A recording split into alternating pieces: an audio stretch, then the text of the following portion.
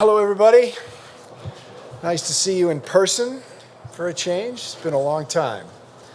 I hope your summer's going well. Got a few things to go over. First, I just want to thank UC Health for providing the food here today. They're our barbecue sponsor, and Ford Motor Company again serves as our training camp sponsor, so thanks to them. This is an exciting time, obviously, at the beginning of the year. For us, it always is. It's exciting for our fans and our community, especially given the fact that we can welcome them back here this year, and we can welcome them back to Empower Field at Mile High. We're looking forward to seeing good crowds out here. Training camp officially begins tomorrow. I think we have an event on Saturday called Back Together Saturday that's across the NFL, and we and all the other teams are participating in that. Should be fun. And then I'm expecting capacity crowds at all of our games this year. That obviously could change, but right now we're full speed ahead, and our fans have been very, very loyal to us. We're very, very fortunate to have them all come back. Our season ticket base has stuck with us, and it's been pretty thin lately. I acknowledge that, and that's something you all know as well. So it's just going to be great to see them back. I think they're very excited and enthusiastic about coming back. And I will say, in terms of the training camp, I think our players and even our staff feeds off of the energy that the fans provide when they're here and their enthusiasm. So it'll be great to have them back out here, and it'll make training camp more enjoyable for everybody. So one final thing, I just want to thank everybody on our staff for the year, the work that they put in last year. It was a remarkable season for the NFL and for all of us to get in all games. There were some hiccups along the way, and we had a few ourselves, but we played every game. It wasn't a very successful season on the field, but for us to pull it off and the work that Vic and his staff did to get the players through the season, and now moving forward, Vic and George and the players themselves to educate themselves on the vaccine, and our staff providing the resources to them so that they could get vaccinated. It was a great effort, and we're in a pretty good position. I think it helps us competitively to go into camp and have the situation that we have going forward with vaccinations on COVID. I can't speak specifically to people, but we really did a nice job. And Vic himself, in talking to the team throughout the course of the offseason, the meetings that I witnessed, was very level-headed and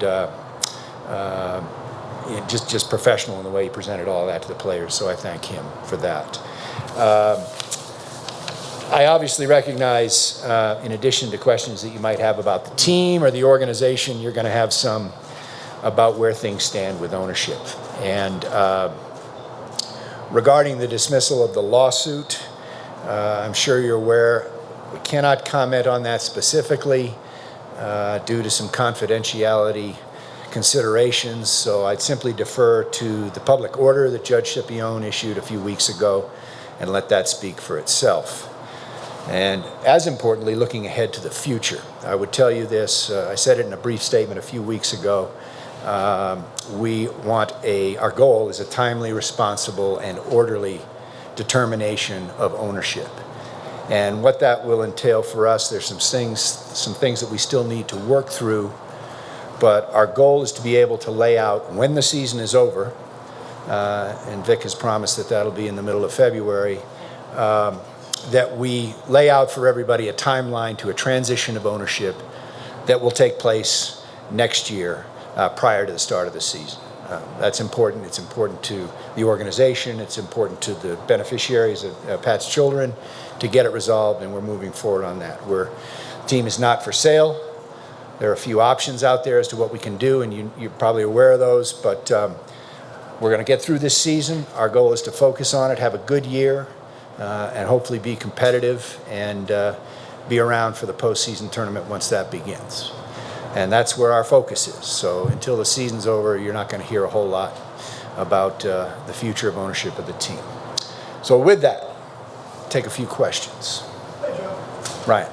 Follow up on a couple of your comments there about the future of the team. Is the NFL pushing you to put this team up for sale sooner rather than later, or are they okay with your plan not to do that until after the season?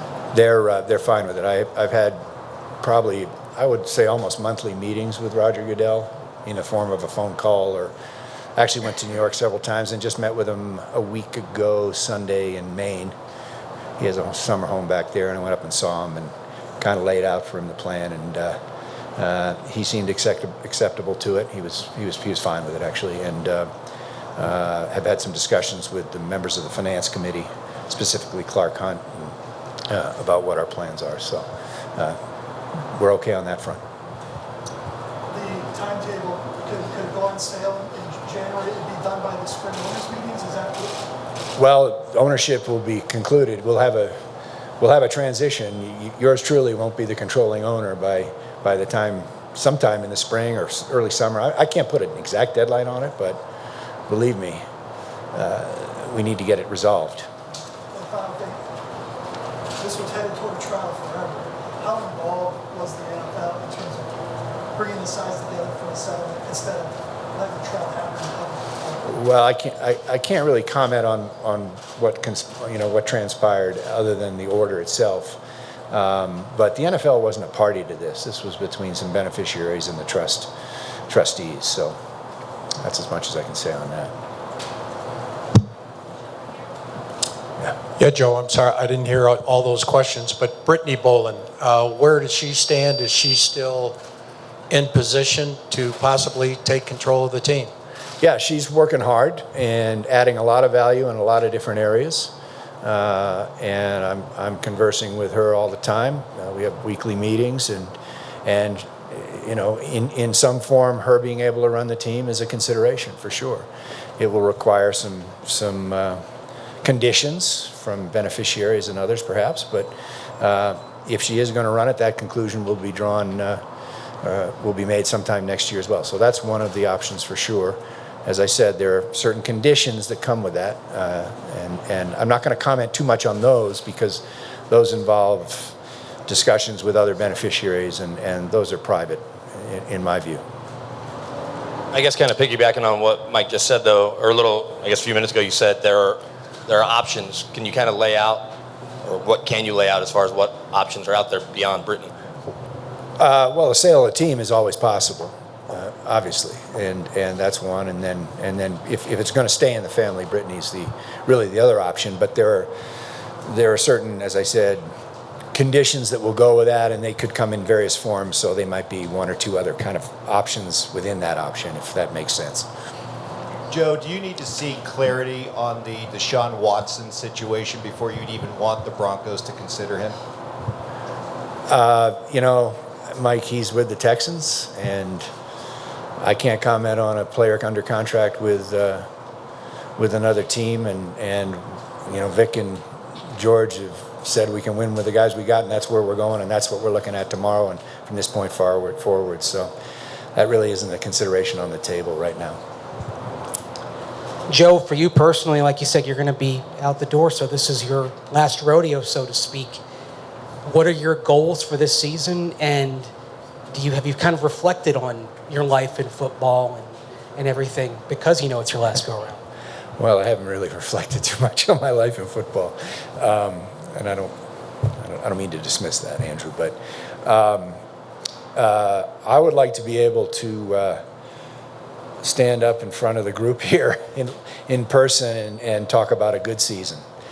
I've come before you for the last several training camps, you know, spewing optimism and excited, and the numbers 5-11, 6-10, 7-9, and 5-11 come out at the end of the year. And you know, listen, George has done a terrific job of bringing in some new players to bolster up our team.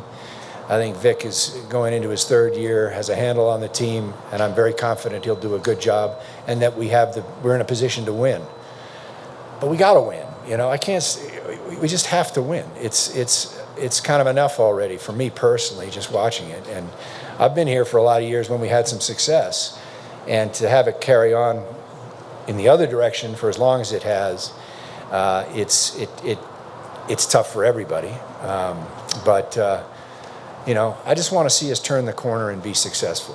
We've got to really do that now, and that's about as much as I can elaborate on it from Andrew from this point. Hey, Joe. Darren. You said in regards to Brittany that the other family members would have to be on the same page in terms of supporting that decision. With the conclusion of the lawsuit going away, do you view that as the family being on the same page? Because there won't be any, because it was dismissed with prejudice, there won't be any future lawsuits in that direction.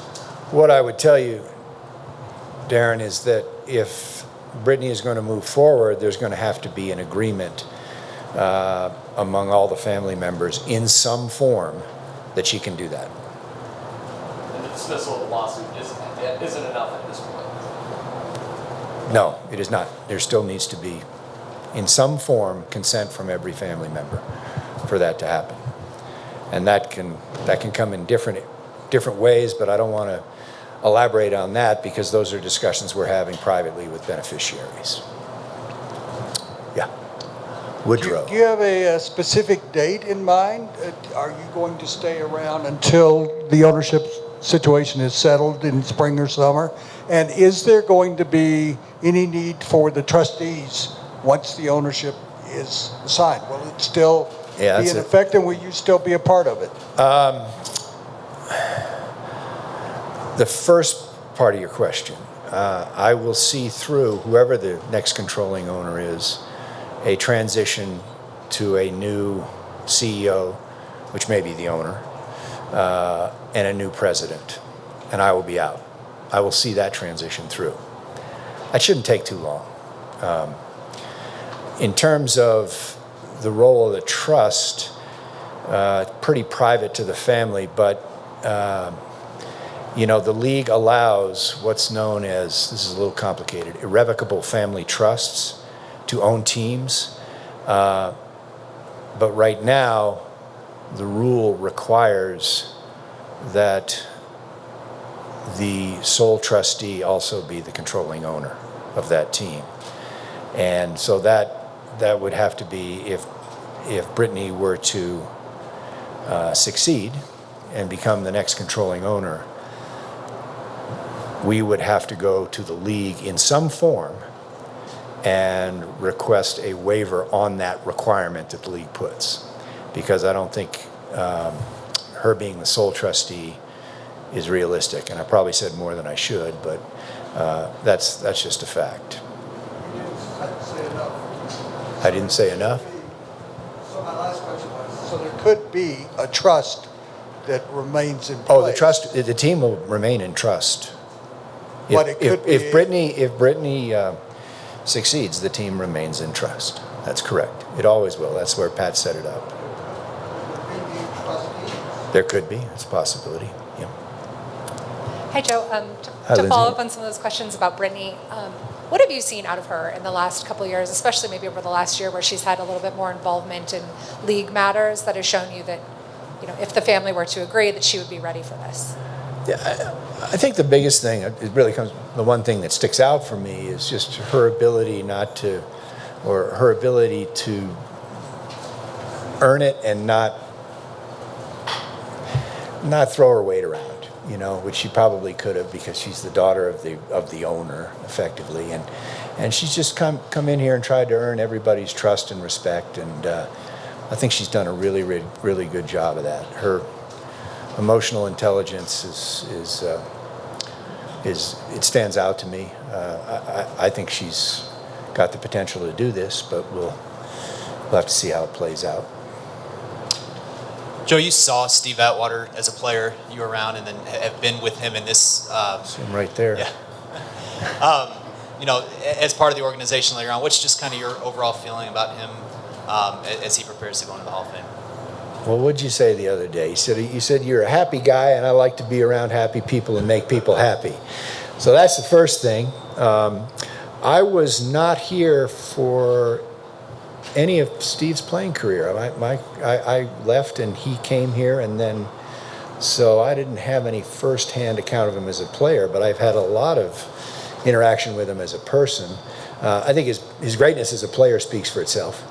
And you can watch some highlights, and it's fun to be on Instagram and see NFL tributes to the upcoming Hall of Fame class and see all of Steve's highlights there, of which I missed most of them, so it's exciting for me. But just as a person and who he is as a father and a husband and what he's done, he's come back to our organization and just been such a positive spirit for all of us.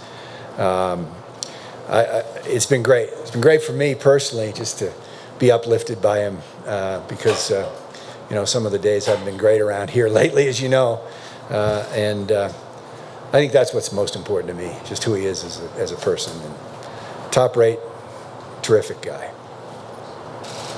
Joe, what do you say to fans who want to see resolution on this, as much as you do, obviously, to a point?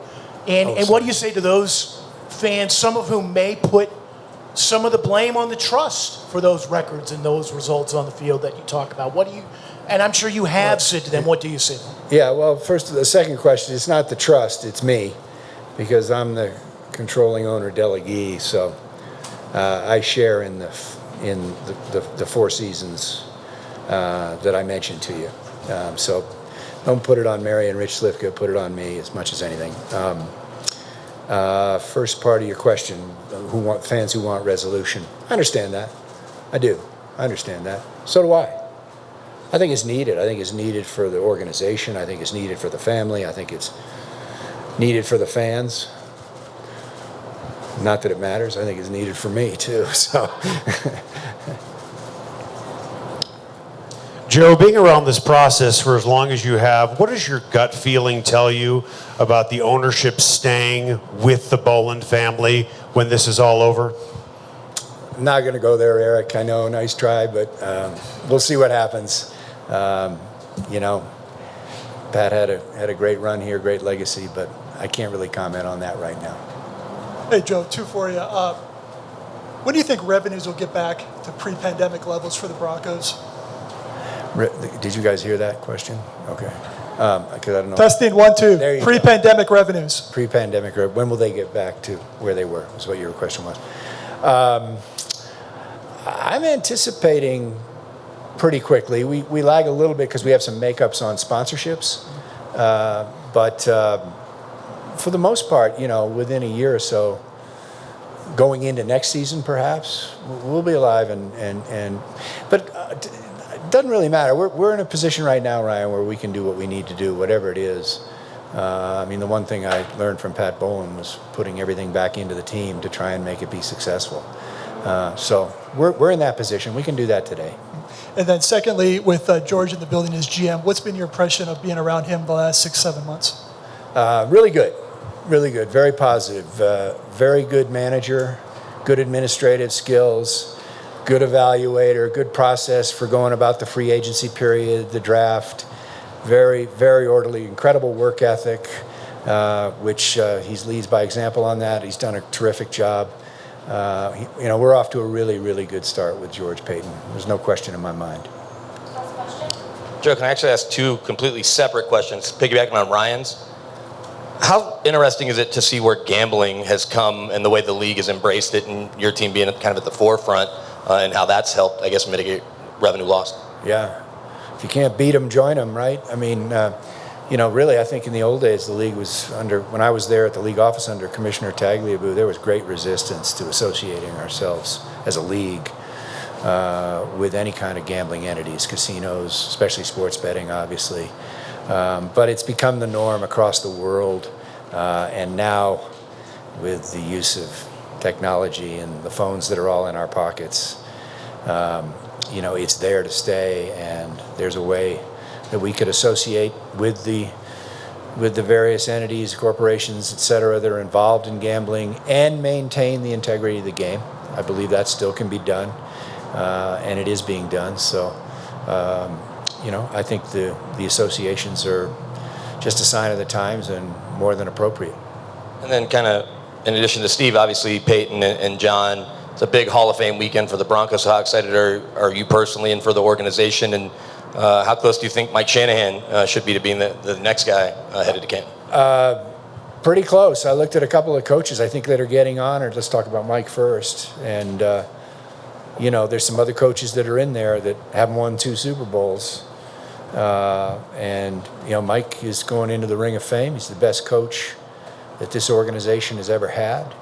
And I would think he would have a really good chance of getting in there, based on the way the Hall has set up their criteria now in bringing some people back. And, you know, he deserves to go in. I'm excited for the weekend. I'm excited for Steve's and jacket ceremony, and that starts on Friday night, and then we go to Steve's party, which is going to be a rager, and then Saturday night Steve speaks third, which is a good thing because I think there are 12 speakers, and it'll be fun to see John as well and Peyton, obviously. So, and they're each having their own individual events. So it's a big weekend for us, and we'll be well represented for 3 very worthy Hall of Famers. Thanks, guys. Thank you all. Good to see you.